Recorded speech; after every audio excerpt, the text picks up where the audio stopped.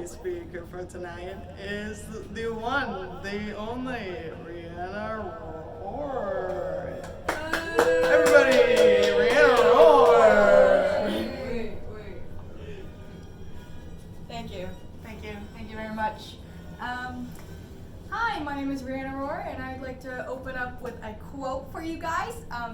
What seems to us as bitter trials are often blessings in disguise.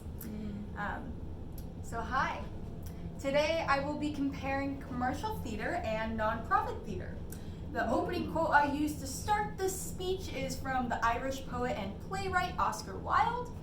I chose this quote because I believe that it not only summarizes commercial theater and nonprofit theater, but all theater in general. I'll explain what I mean by this later. For now, I've completed research from the theater management textbook as well as online resources. First, let's jump into our first topic, commercial theater. When I first think of commercial theater, I think of this. A money-hungry form of theater. However, commercial theater is actually like this. Shows focused around turning a profit for investors. These are traditionally Broadway musicals. These shows are often influenced by what audience members want to see.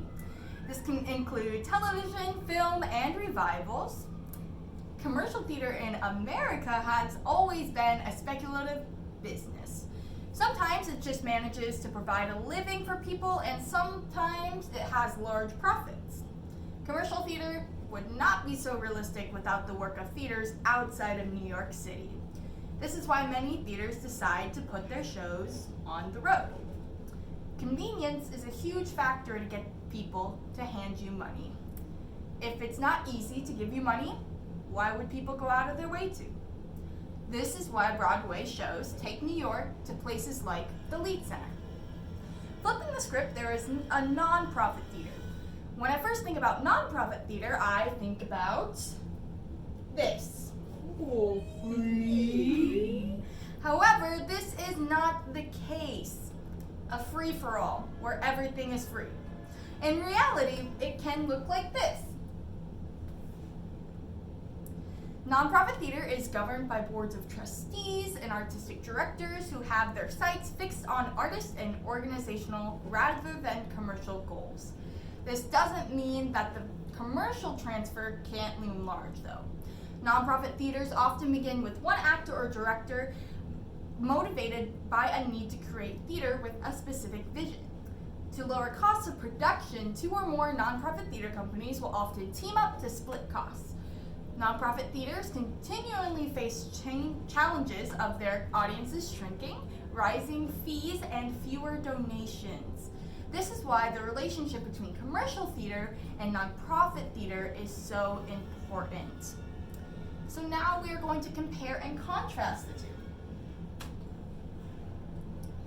So commercial theaters normally have a box office results determine if a show runs long term or not, which can be especially helpful because it's an easy way to tell what audience members want to see. And then only 40 to 60% of the budget comes from the box office when it is a nonprofit theater. For commercial theaters, profits for investors are taxable.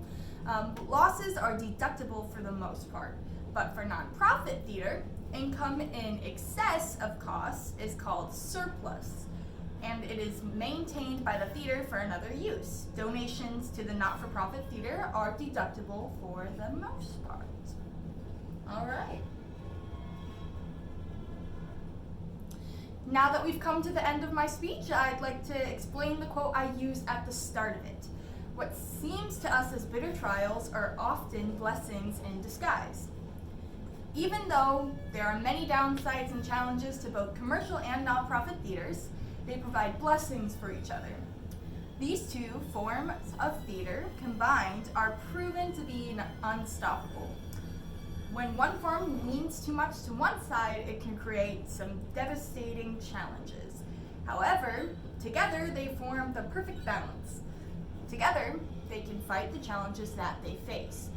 on that note, I'd like to leave you with a quote from the Brazilian theater practitioner Augusto Boal.